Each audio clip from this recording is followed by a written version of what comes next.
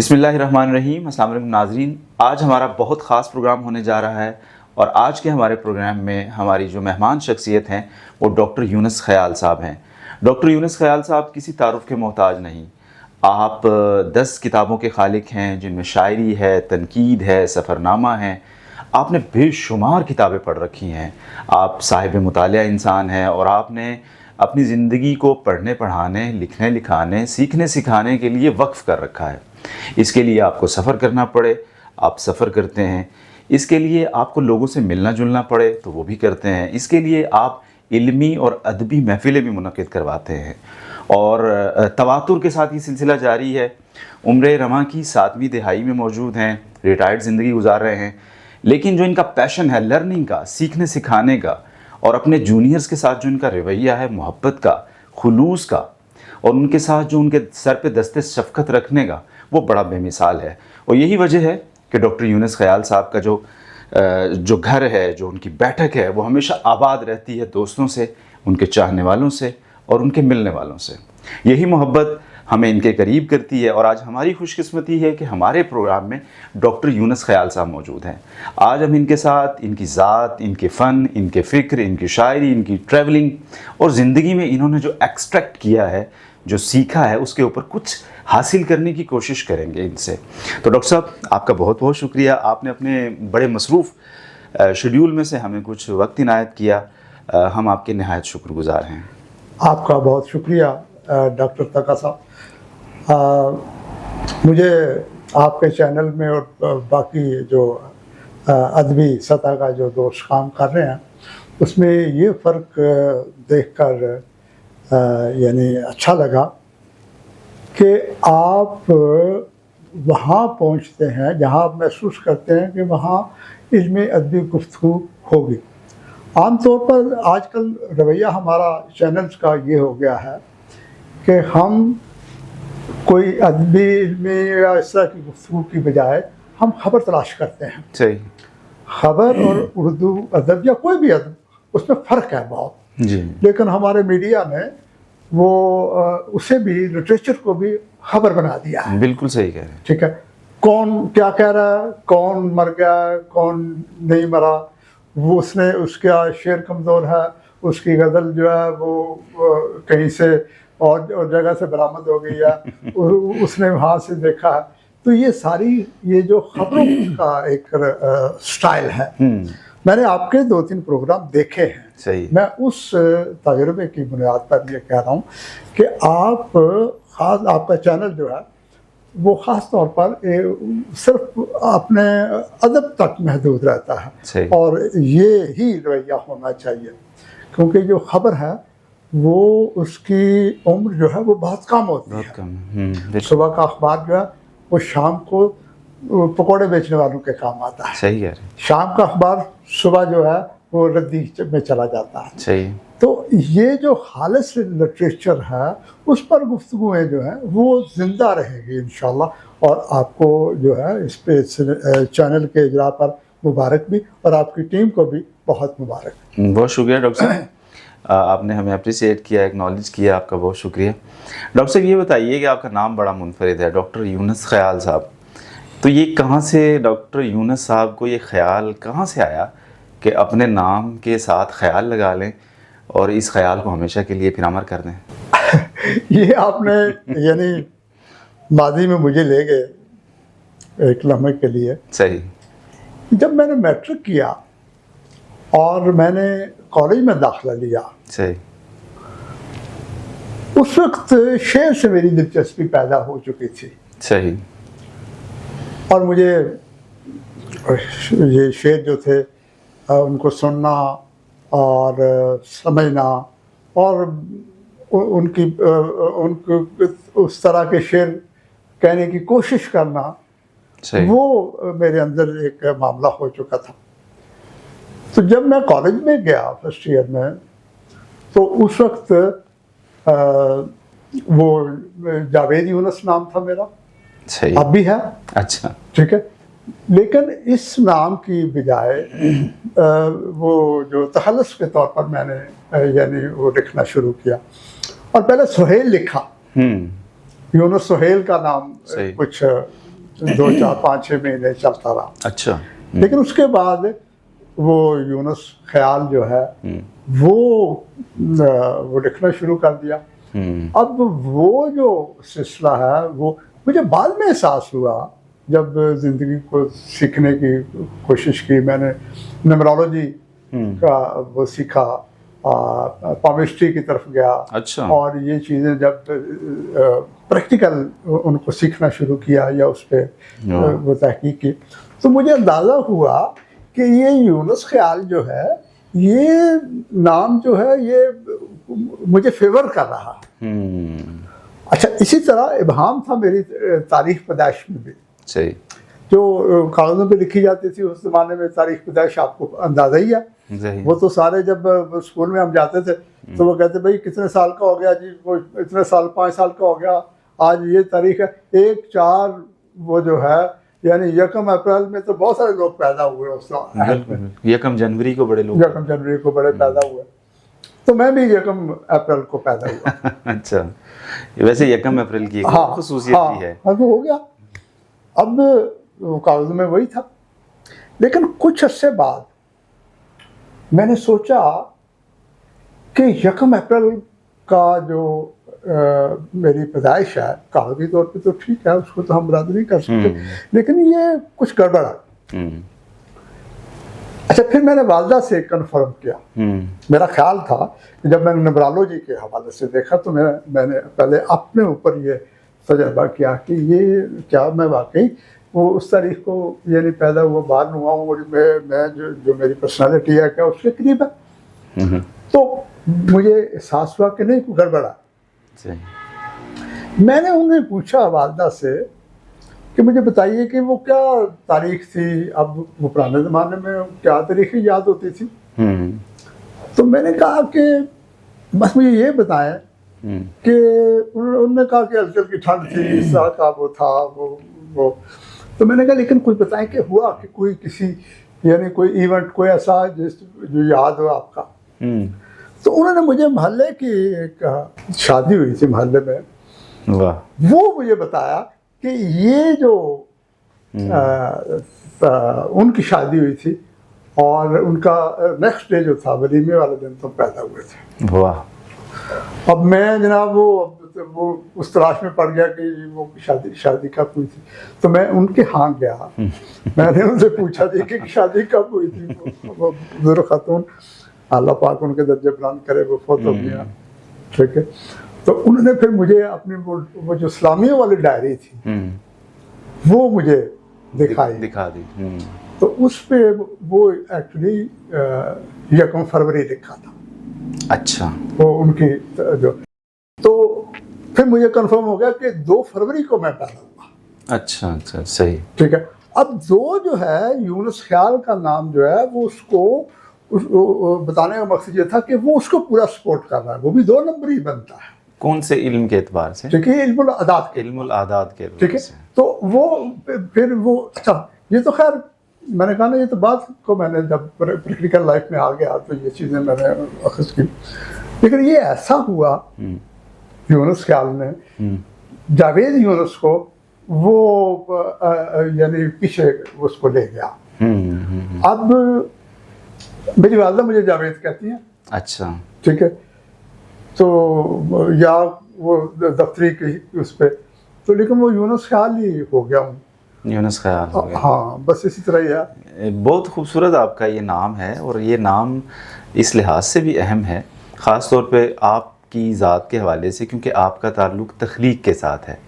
आप शेर कहते हैं, आप अदब, फ़नून लतीफ़ा के साथ जो वाबस्ता हैं, तो ये सारी चीज़ें ख़याल से वाबस्ता होती हैं।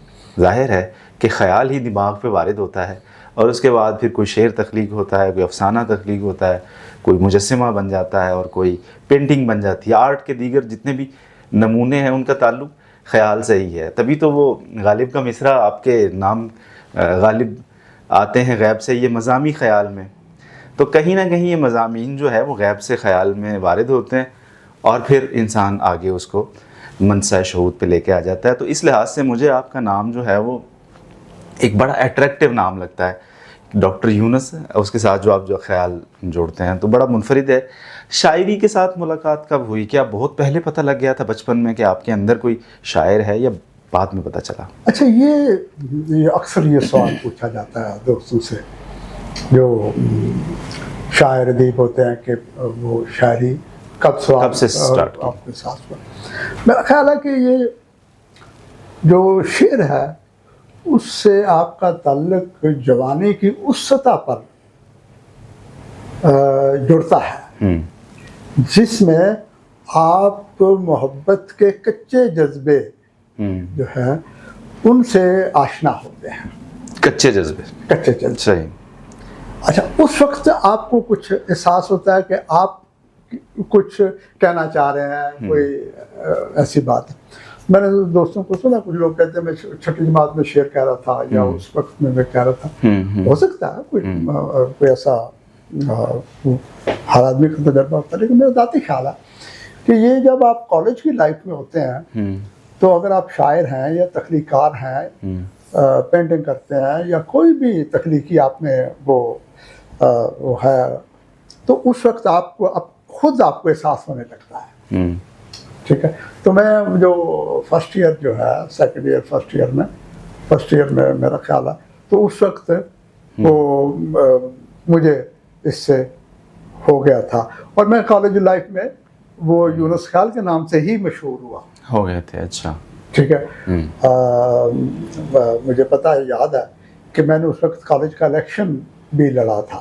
اچھا ٹھیک ہے. شاعر ہوتے ہوئے وہ جس میں وہ جو نعرہ تھا وہ اس وقت نائب صدر کا الیکشن لڑا تھا کالج کی یونین کا.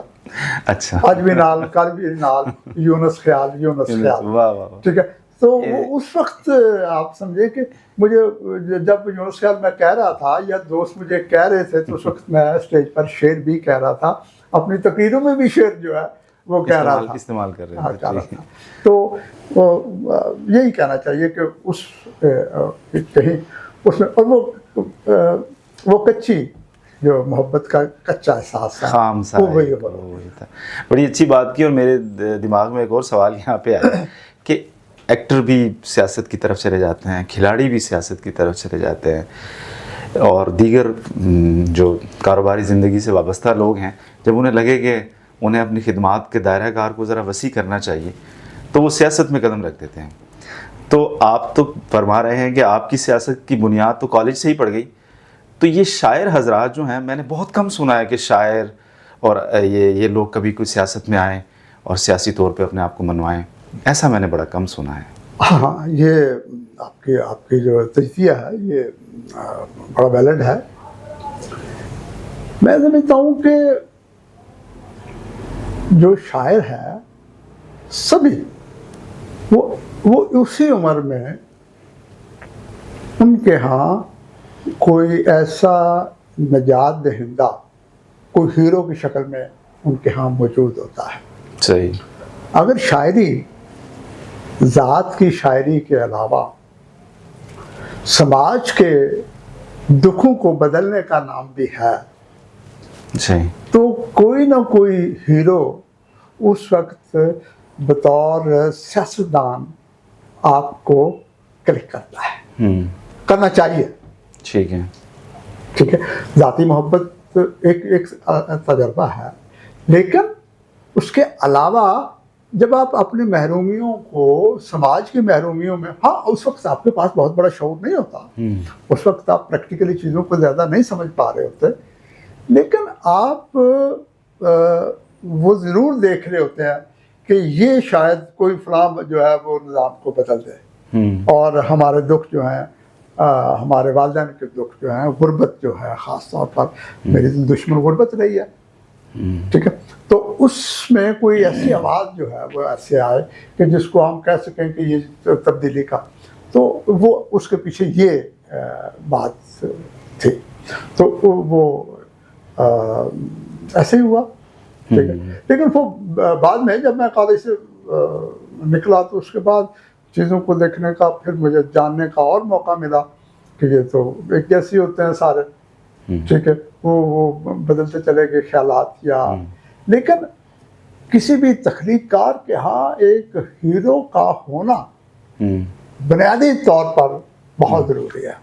اب وہ ہیرو اس کی محبوبہ بھی ہو سکتی ہے, ہیروئن ہو سکتی ہے, ٹھیک ہے, لیکن اگر صرف محبوبہ تک ہی رہے تو پھر وہ اس کی تخلیق بھی ایک خاص حوالے کے ساتھ ہی جڑ جاتی ہے. تو جب آپ سماج کو وہ لینا چاہ رہے ہیں تو اس طرح کا تجربہ جو ہے وہ آپ کے ہاں آنا چاہیے. اچھا سر, آپ نے ماشاءاللہ ایک طویل جو ہے آپ کا سفر ہے لکھنے لکھانے کا, پڑھنے پڑھانے کا. جیسے وہ ایک مصرع ہے کہ یہ نصف صدی کا قصہ ہے, 2-4 برس کی بات نہیں. تو اتنے لمبے ٹریول کرنے کے بعد, اتنا سفر گزارنے کے بعد, اتنا لکھنے کے بعد, شاعری کو پڑھنے کے بعد, اگر میں آپ سے کہ بنیادی فلسفہ پوچھوں, مسئلہ پوچھوں کہ آپ شاعری کیوں کرتے ہیں یا آپ کی شاعری کا بنیادی موضوع کیا ہے, تو آپ کیا فرمائیں گے؟ شاعری جو ہے اصل میں ہر آدمی کے ہاں, ہر شاعر کے ہاں کوئی ایک بنیادی رویہ, کوئی ایک خیال اس کے ہاں موجود ہوتا ہے اور پھر اس کا سارا پھیلاؤ ہوتا ہے. محبت جو ہے اس کے جو اثرات ہیں, کچی محبت جیسے میں نے پچھلے آپ کی گفتگو میں نے کہا, وہ اور پھر وقت کے ساتھ ساتھ اس محبت کا پھیلاؤ جو ہے وہ سماج کی جو محرومیاں ہیں, اپنی ذاتی محرومی, اس طرف وہ چلتا چلا گیا. یہ بہت سارے دوستوں کے ہاں ہوتا ہے, شاعروں کے, بڑے لوگوں کے ہوتا ہے, میں تو عام آدمی ہوں, لیکن یہ سب کے ہاں ایسے چیزیں ہوتی ہیں. دوست کہتے ہیں کہ یہ رد عمل کی شاعری ہے, محبت کو جان بوجھ کر میں نے جو ہے وہ اس کو رد کیا ہے یا اس کی تردید کی ہے. جیسے وہ میرے شعر کا حوالہ دیتے ہیں, تم محبت خرید لائے ہو, گھر میں پہلے عذاب کیا کم تھے. لیکن یہ میرے نزدیک یہ محبت کو رد کرنا نہیں ہے, محبت کو قبول کرنے کا بہت بڑا اعلان ہے. اچھا, ٹھیک ہے. اب گھر میں پہلے عذاب کیا کم تھے, ان عذابوں میں ایک اور عذاب جو ہے اس کو لانے کا جو معاملہ ہے تو اس کو رد کرنے کا تو ایشو نہیں ہے. لیکن باقی عذاب جو ہیں وہ اس کا میں اعلان نہیں کر رہا, میں تو اس کا اعلان کر رہا ہوں کہ جس کو بظاہر میں رد کر رہا ہوں. ایک تو یہ پہلو ہو گیا. دوسرا یہ ہے کہ جب آپ کسی چیز کو رد کرتے ہیں تو پہلے اس کو قبول کرتے ہیں, اور پھر یہ جب آپ کا جو معاشرے کے مسائل کے ساتھ آپ کا آمنا سامنا ہوتا ہے ذات سے باہر ہٹ کے, تو پھر آپ دیکھتے ہیں کہ دکھ کتنے ہیں, محرومی لوگوں کو کیا ہے, بھوک کتنی ہے, جو ان کے حقوق جو ہیں ان کی پامالی کیا ہو رہی ہے, ان کو کیا کیا ان کے دکھ ہیں, ٹھیک ہے, اور کتنے لوگ جو ہیں وہ کس طرح سے زندگی گزار رہے ہیں. تو پھر وہ محبت کا دائرہ جو ہے وہ آپ کا وسیع ہوتا چلا جاتا ہے. وہ اب بھی میرے ہاں موجود ہے. صحیح. اب میں دیکھتا ہوں کہ جب میں یہ ولیم ورڈزورتھ کے ہاں ان کے رہائشگاہ پر گیا پچھلے سال, تو وہ جو مکالمہ ہے وہ اس کا دوستوں نے بہت پسند بھی کیا. وہ بھی تو یہی ہے کہ تم محبت کی باتیں کرتے ہو, محبت کے شاعر ہو, تمہارا جو کیا تم نے دیکھا ہے کہ کتنے غلام جہاں تھے جو ان کا دکھ نہیں تمہاری شاعری میں آپس کیا تم نے لوگوں کو دیکھا نہیں, بیچارے کتنے بھوکے لوگ تھے, تم نے کچھ بھی نہیں سنا. اور پھر آخر میں نے کہا کہ تمہارا نہیں, یہ میرا مسئلہ ہے. تو میرا مسئلہ یہ تھا, وہ ہے اپنے سماج کے جو لوگ ہیں ان کے دکھوں کا, ان کی محرومیوں کا, اس کا اظہار. تو یہ محبت ہی ہے, یہ رد عمل تو نہیں ہے, یہ تو کھلا اظہار ہے محبت کا. تو وہ میں سمجھتا ہوں کہ یہ جو محبت جو ہے وہی میرا پیغام ہے, وہی بنیادی آپ کا موضوع ہے. لیکن آپ نے بڑی ایک اہم بات کی کہ گھر میں پہلے عذاب کیا کم تھے. تو یعنی ایک محبت کو آپ نے جو غم روزگار کے جو دیگر مسائل، معاملات، تکلیفیں اور رنج ہے، ان کو اور محبت کو ایک لائن میں کیوں لگایا ہے؟ اصل میں جب آپ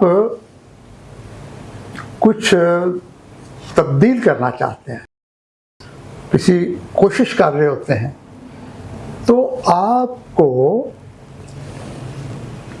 پیچھے سے آوازیں بہت ساری آ رہی ہوتی ہیں. جب بھی یہ ہمارے نوجوان جب بھی کچھ تبدیلی کا خواب دیکھتے ہیں تو ان کو پیچھے سے بڑی عجیب عجیب سی آوازیں آتی رہتی ہیں. ٹھیک ہے. اور میرا تو دیہات کا کلچر تھا، میں تو غریب آدمی تھا. میں تو والد صاحب جو ہیں وہ میرے جیسے میں نے عرض کیا کہ وہ آرمی میں تھے، اور وہ ان سے محروم رہا. ان سے محبت سے بڑی دیر وہ جو نوجوانی کا جو ہے وہ سارا وہ سلسلہ تھا. اور پھر جو یہ ذاتی محبت تھی جسے میں نے کچی محبت کی بات کی تھی، وہ اس کو اپنانا بھی میرے پر فرض تھا. اور گھر کے باقی جو معاملات تھے ان سے بھی دامن نہیں چھڑایا جا سکتا تھا. نمبر 1. نمبر 2، جب اس کو میں نے باہر نکلا اور میں نے دیکھا کہ یار یہ تو میرا مسئلہ نہیں، یہ تو سب کا مسئلہ ہے. یہ بھوک، افلاس، غربت، بیماری اور بھوک کو یہ تشدد، پتہ نہیں کیا کیا لوگوں کے حقوق کی پامالی، یہ کیا چیزیں ہیں. تو اس کی طرف میں پھر متوجہ ہوتا چلا گیا. ٹھیک ہے. اب یہ اسی طرح وہ ایک لائن میں آپ کو دکھائی دیتے ہیں. ٹھیک ہے. لیکن بنیادی طور پہ کیا آپ نے انہیں اپنایا؟ ہاں، میں نے ان سب کو اپنایا. صحیح. اور یہی میرا اثاثہ ہے. صحیح. ٹھیک ہے. آج بھی اگر کسی جگہ کے اوپر کوئی ایسی بات آتی ہے، تکلیف کا پہلو نکلتا ہے، فلسطین کی بات ہوتی ہے، کوئی کہیں تشدد کی بات ہوتی ہے، تو میری آنکھیں بھیگتی ہیں. تو جو میری آنکھ اپنی ذاتی محبت کی میں بھیگتی ہے، وہ اس بڑے تناظر میں وہاں پر بھی آ کر بھیگتی ہے. تو یہ ایک ہی لائن میں میرے ہاں یہ ساری چیزیں موجود ہیں. صحیح صحیح صحیح. بالکل درست فرمایا آپ نے کہ ظاہر ہے ایک ایسا دل جو دوسروں کی تکلیفوں کو دیکھ کے وہ پگھلتا ہے، تو تبھی اس کے اندر سے کچھ اس طرح کی چیزیں برآمد ہوتی ہیں، اس میں سے کوئی ایسی بات نکلتی ہے کہ وہ دوسروں کو بھی، قلب کو بھی وہ گرما دیتی ہے. تو یہ تو بات بالکل درست ہے. ظاہر ہے شاعر، ادیب، لکھنے والے اور فنون لطیفہ سے تعلق رکھنے والے لوگ، یہ وہ لوگ ہوتے ہیں جن کے دل کو اللہ تعالیٰ نے کہیں کسی خاص انداز میں بنایا ہوتا ہے، اور یہ بڑے نرم مٹی کے لوگ ہوتے ہیں. بہت جلد ان کے دل کے اندر جو ہے وہ کسی کا احساس جاگ جاتا ہے، اور کسی کے لیے ان کی آنکھ میں نمی اتر آتی ہے. تو یہ تو بات بالکل درست ہے. تو آپ سر اپنے یہاں پہ حلقہ احباب میں بڑی محفلیں منعقد کرواتے ہیں، مذاکرے ہوتے ہیں، مجالس ہوتی ہیں، مشاعرے ہوتے ہیں، ادبی تقریبات آپ کرواتے رہتے ہیں اپنے زیر سایہ. تو میرا سوال یہ ہے کہ آپ عمر رواں کی ایک 7ویں دہائی میں موجود ہیں، اتنی انرجی کہاں سے لاتے ہیں ان کاموں کو کرنے کے لیے؟ پہلی بات یہ ہے کہ یہ جو شاعری ہے یا کوئی بھی تخلیق کاری، کوئی بھی ایسی بات، آپ پینٹر ہوں، آپ شاعر ہوں، آپ مجسمہ بناتے ہوں، وہ اس سے ہوتا ہے. تو جب تک آپ اس چیز کو، اس فن کو اوڑھنے کی صلاحیت پیدا نہیں کرتے، تب تک آپ کو خود مزہ نہیں آتا. صحیح. لہذا جو وہ کچی عمر کا مزہ لینے کی بات تھی، یہ پکی عمر میں بھی آگے وہی مزہ لینا چاہتا ہوں. صحیح. ٹھیک ہے. ٹھیک ہے. وہ اس لیے کہ اگر آپ وقتی طور پر ایک چیز اپناتے ہیں تو آپ کے اٹیچمنٹ پھر کیا؟ اگر آپ کا دکھ، آپ کا آنسو اب بھی آپ کی پہلی محبت کے حوالے سے آپ کوئی آنکھ میں اب بھی کبھی ابھرتا ہے، تو آج عمر کے اس حصے کے جو مسائل ہیں، تو اس سے کیسے میں دامن چھڑا سکتا ہوں؟ میں نے تو ان ساری چیزوں کو، ان محبتوں کو میں نے وہ یعنی وہ چیلنج نہیں کہ یہ میری ذات کا حصہ ہے. صحیح. اور تاگا صاحب، یہ تو شاید وہ मरने के तक का अमल है, बल्कि हो सकता है कि मरने के बाद भी जारी और सारी रहे। सही फरमाया आपने। तो बड़ी उम्दा बात आपने की कि ये तो वो आग है जो लगाए ना लगे और बुझाए ना बुझे। तो अच्छा सर, लिखने के लिए बाज़ लोग कहते हैं कि हम कोई वक्त मुतय्यन कर लेते हैं कि जी हमने सुबह लिखना है, हमने जी शाम को लिखना है बैठ के, हमने रात को कोई वक्त मुतय्यन किया होता है जब हम सारे कारोबारी ज़िंदगी से अपने आप को फारिग कर लेते हैं। और जैसे वो वक्त मुतय्यन करते हैं, कुछ लोग कुछ आदात व अतवार का जिक्र करते हैं कि हम तो भाई बैठ के लिखते हैं, हम तो लेट जाते हैं और तब कोई ख्याल वारिद होता है, और हम तो ऐसे उलट पलट होते हैं तब हमारे अंदर कोई ख्याल पनप रहा होता है। और हमें आप अपने लिखने लिखाने के तजुर्बात के हवाले से कुछ बताइए। अच्छा, तो देखें, तख्लीकी अमल जो है जी, शेर की तख्लीक हो या कोई भी तख्लीकी अमल हो,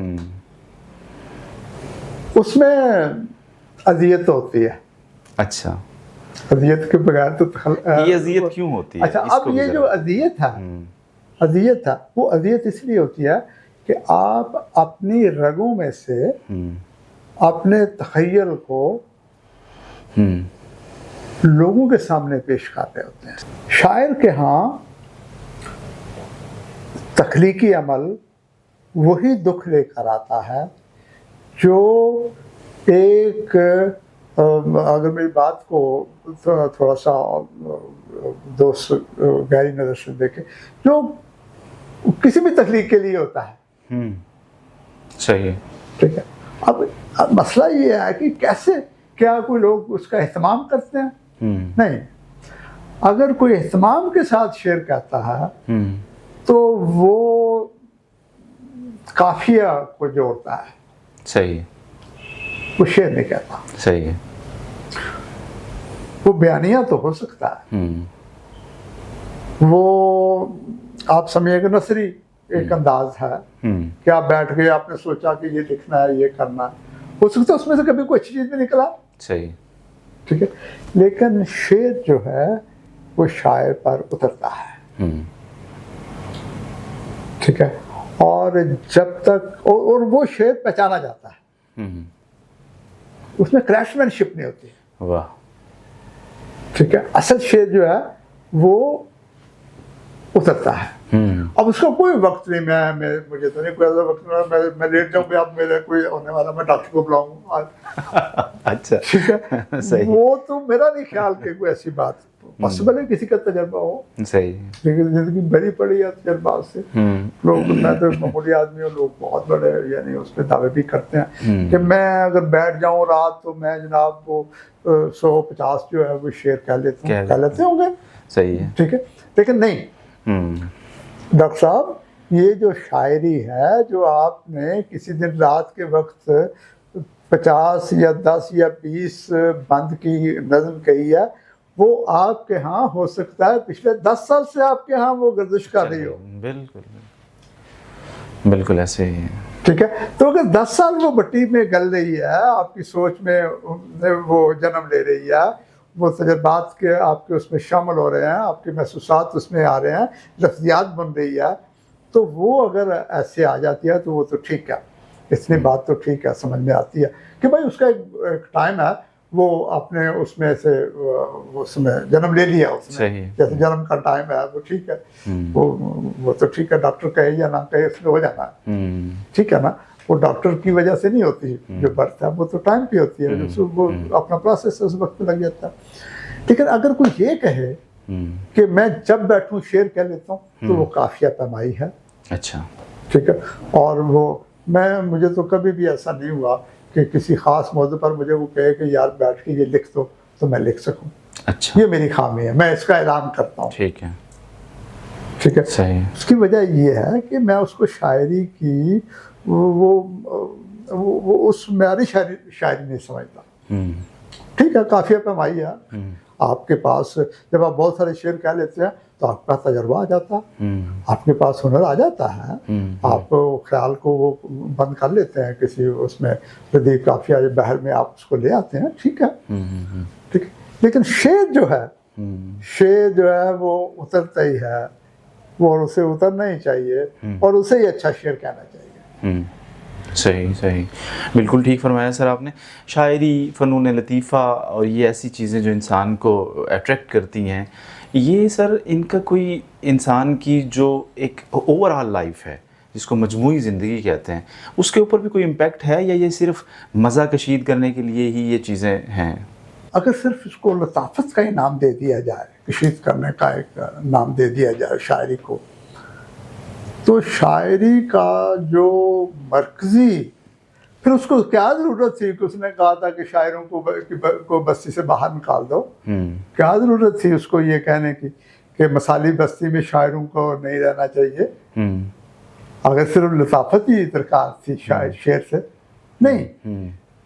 جو شاعر ہے اس کا کلام لطافت کے ساتھ سماج میں تبدیلی کا وہ باعث بنتا ہے. ٹھیک ہے. تو جب ہم شعر کہتے ہیں تو اس کے ساتھ ہم کسی اور کی ترجمانی بھی کر رہے ہوتے ہیں. صحیح. اگر وہ ترجمانی نہیں ہو سکی تو دوسرے کو پسند کیسے آئے گی؟ اور اگر اس کو پسند آئی ہے تو اس کا مطلب یہ ہے کہ ہم نے سماج کی ترجمانی کی ہے. اور اگر سماج کی ترجمانی کی ہے تو اس کا مطلب ہے ہم سماج میں تبدیلی کا باعث بن رہے ہیں. ٹھیک ہے. اور اگر ہم اس کا تبدیلی کا باعث بن رہے ہیں تو اس کا مطلب یہ ہے کہ یہ صرف لذت کشید کرنے کا نام نہیں ہے، یہ تو سماج کو بدلنے کا، سماج کو سمجھنے کا، سماج کے رویوں کے اظہار کا، سماج کو، یعنی اس کی تو کوئی بہت سارے پہلو ہیں. تو یہ اتنے ایک اس میں بند نہیں کیا جا سکتا. ڈاکٹر صاحب، سوشل میڈیا کا ایک یہ بڑا انقلابی سا دور ہے، ریولیوشنری آپ دور اسے کہہ سکتے ہیں، کہ جس میں ادھر سے کوئی معلومات نکلی اور وہ ادھر دنیا کے دوسرے کنارے پہ چلی گئی. تو اس نے نہ صرف ہر شعبہ زندگی کو اسی طرح سے اس کے پر اثر انداز ہوئی ہے، یکساں سے.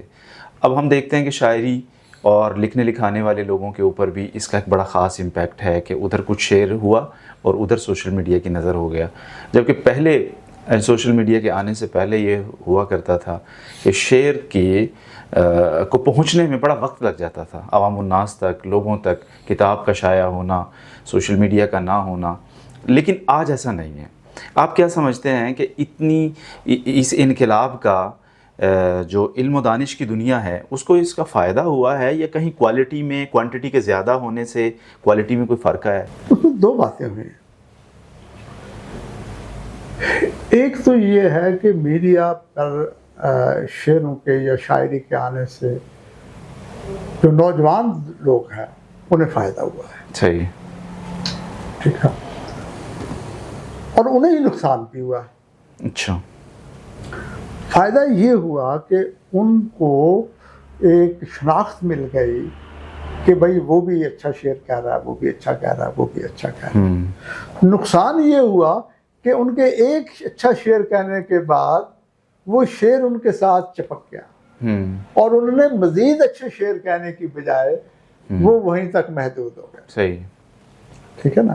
تو جو بڑے شاعر ہیں ان کے ہاں وہ شعر بھی، وہ بڑے شعر زیادہ ہوتے ہیں.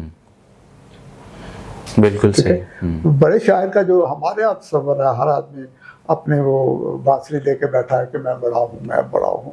بنیادی طور پر بڑا شاعر جو ہے اس کے ہاں بڑے شعروں کی زیادہ بھی ہوتے ہیں اور ترتیب کے ساتھ ہوتے ہیں. جو ارتقائی جو منازل ہیں اس کی، ان میں وہ بڑا نظر آتا ہے کہ اب یہ وہ کہاں سے شروع ہوا تھا، اب کہاں تک پہنچ رہا ہے. تو نوجوان جو ہے انہوں نے، یعنی ان کے ہاں شناخت کا عمل تو شروع ہوا، یہ بڑا اچھی بات ہے. لیکن اب بھی میں دوستوں کو جب دیکھتا ہوں کہ نوجوان ہم سے زیادہ اچھی شعر کہہ رہے ہیں، میں ان کو داد بھی دیتا ہوں. ٹھیک ہے. لیکن ہوتا کیا ہے کہ ان کو کتابیں پڑھنے کا جو شوق ہے وہ ختم ہو گیا، کیونکہ میڈیا کے اوپر رہتے ہیں، وہ کتاب کی طرف سے جا نہیں رہے. اب وہ کلاسک کو نہیں پڑھ رہے، اب وہ بڑے شاعروں کو نہیں پڑھ رہے، اب وہ تنقید نہیں دیکھ رہے. ٹھیک ہے. اچھا، اس کا نقصان ادب کو یہ ہوا کہ ان کے ہاں ٹھہراؤ نہیں، رکاوٹ بن گیا یہ معاملہ. ہوں. تو میرا خیال ہے کہ سوشل میڈیا کو ہمیں اس طرح سے لینا چاہیے کہ آگے ہیں تو اس کا مطلب یہ ہے کہ یہ آج کا کام نہیں ہے, یہ کل بھی ہونا ہے. صحیح. اگر ایک شعر اچھا ہو گیا ہے یا اچھا اب میں نے دیکھا ہے کہ بعض دفعہ تو آپ ہم سارے ایک شعر کا شکار ہیں. آپ پوری غزل لگا لیں کوئی پڑھتا نہیں, آپ ایک شعر لگا لیں تو لوگ اس پہ ڈال دیتے ہیں. تو غزل بھی لوگ پوسٹ نہیں کرتے, میں بھی نہیں کرتا. ٹھیک ہے, وہ نظم آپ بڑی سے بڑی لگا لیں نہیں لوگ پڑھتے, لیکن ایک شعر کو لگا دیں تو وہ لوگ اس تک پڑھتے ہیں. ایسے تو اس کا مطلب یہ ہے کہ یہ نقصان یہ ہوا کہ آپ کا مطالعہ جو ہے وہ کم ہو گیا ہے اس حوالے سے. واہ کا شور زیادہ ہو گیا ہے, اور سنجیدگی سے اس کو جو دوسروں کے کلام کو کنسیو کر کے اس سے کوئی اچھی چیز سیکھنے کا جو عمل تھا وہ متاثر ہوا ہے.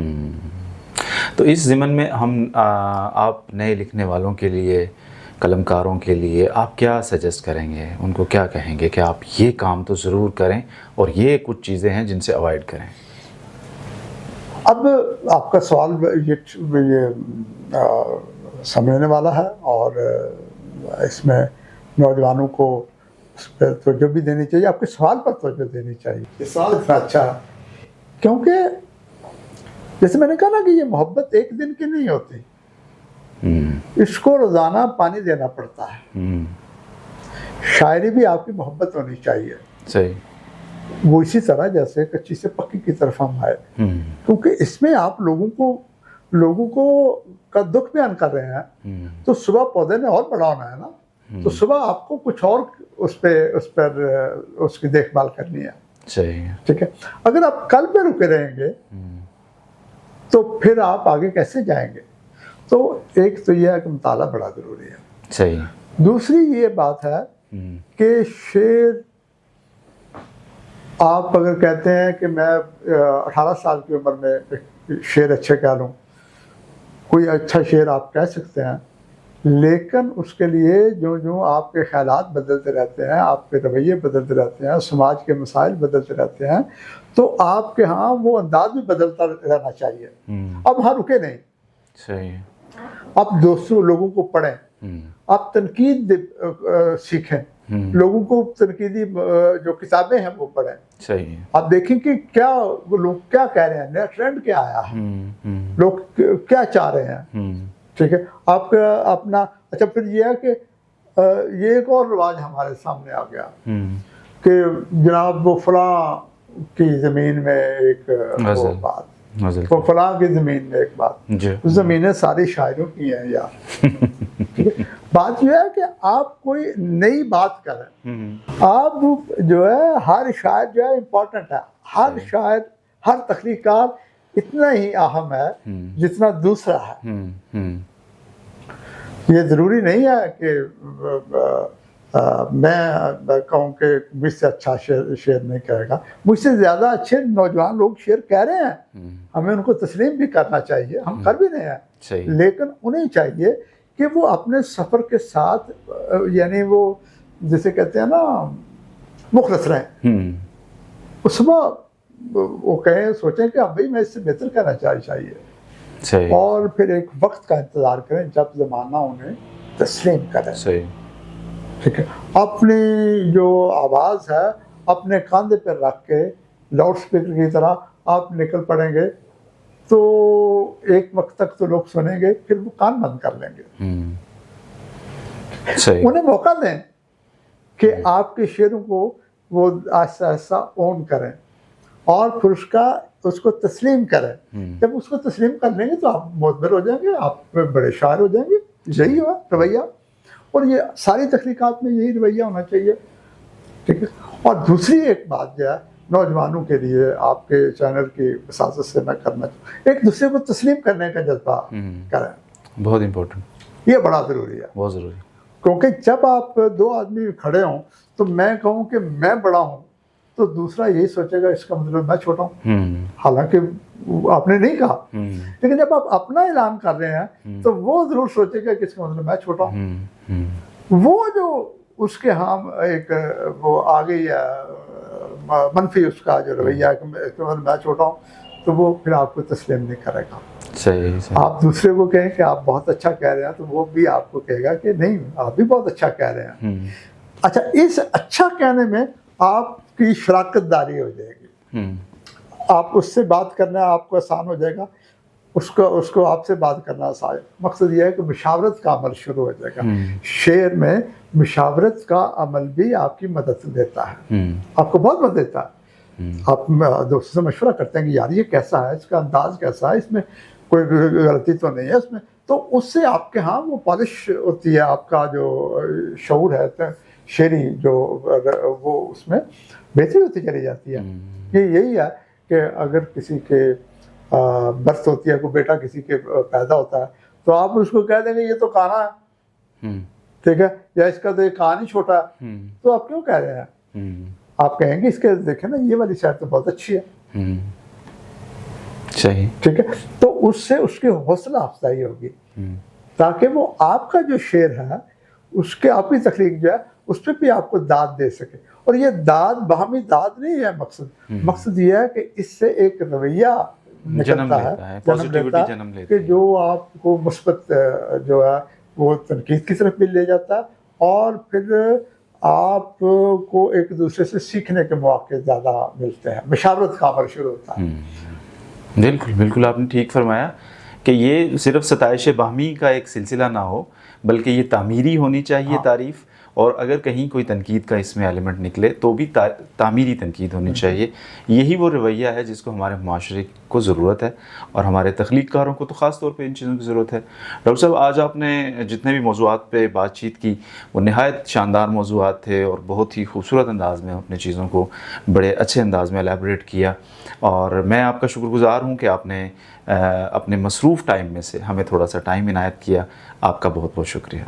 آپ کا شکریہ، آپ تشریف لائے، اور میرے لیے یہ ہے کہ ایک آپ سے اور دوستوں سے باتیں کرنا کا مجھے موقع مل گیا، اور باقی جو آپ کے سوالات ہیں جو کہ تنقید اور معاشرے میں گروپ بندیوں کے اعتبار سے جس طرح سے آپ فرما رہے ہیں، وہ انشاءاللہ نیکسٹ جو ہے آپ بالکل اگلے سیشن میں لمبا سلسلہ ضرور وہ انشاءاللہ اس پر ہم گفتگو سیر حاصل گفتگو انشاءاللہ ہم کریں گے، اور تفصیلی طور پہ اس کو ریکارڈ کر کے اپلوڈ کریں گے انشاءاللہ۔ ناظرین، ڈاکٹر یونس خیال صاحب کے ساتھ ہماری جو گفتگو تھی وہ بہت شاندار گفتگو تھی، اس کے اندر سیر حاصل ہم نے ان سے ان کی ذات، ان کے فنی زندگی، ان کی فکر، ان کے لکھنے لکھانے کے اوپر بہت سارے موضوعات کو آج ہم نے کور کرنے کی کوشش کی۔